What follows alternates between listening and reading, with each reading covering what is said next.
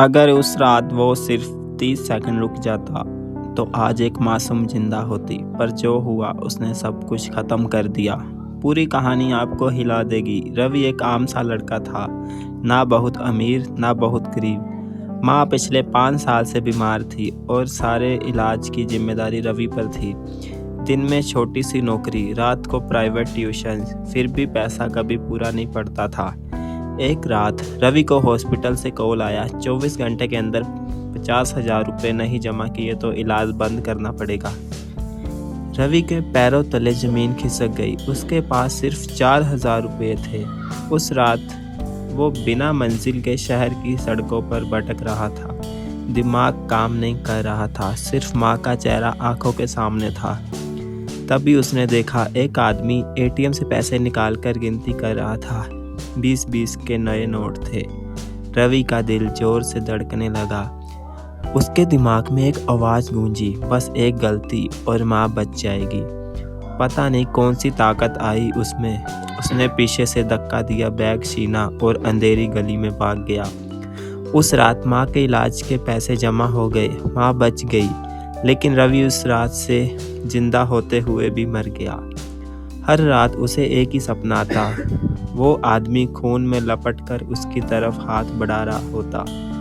महीने बीत गए, पुलिस को उस आदमी की लाश मिल चुकी थी।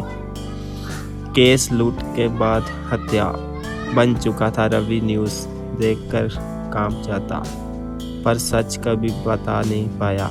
एक दिन रवि ट्यूशन पढ़ाने गया। एक छोटी सी बच्ची पीहू, जो रोज उससे मुस्कुराकर गुड इवनिंग भैया कहती थी, आ चुप थी। रवि ने पूछा, क्या हुआ बेटा? बच्ची रो पड़ी, पापा कभी वापस नहीं आए। पुलिस ने बोला कोई चाकू मार गया। रवि का शरीर जम गया। वही चाकू, वही जगह, वही तारीख। सच रवि के सामने खड़ा था। जिस आदमी को उसने धक्का दिया था वो पीहू का बाप था। गिरने के बाद उसका सर पत्थर से टकराया और वही उसकी मौत की वजह बन गया। उस रात रवि को सांस लेना मुश्किल हो रहा था। माँ के लिए किया गया पाप किसी और के लिए मौत बन गया था। अगले दिन रवि पुलिस स्टेशन गया। उसने सब सच कबूल कर लिया। पुलिस भी हैरान थी। माँ के लिए किया, पर बेटा गलती तो गलती होती है। रवि को सज़ा हुई। सालों बाद जब रवि जेल से बाहर आया, माँ दुनिया छोड़ चुकी थी और पीहू एक अनाथ आश्रम में थी। रवि ने अपनी पूरी जिंदगी पीहू की परवरिश में लगा दी।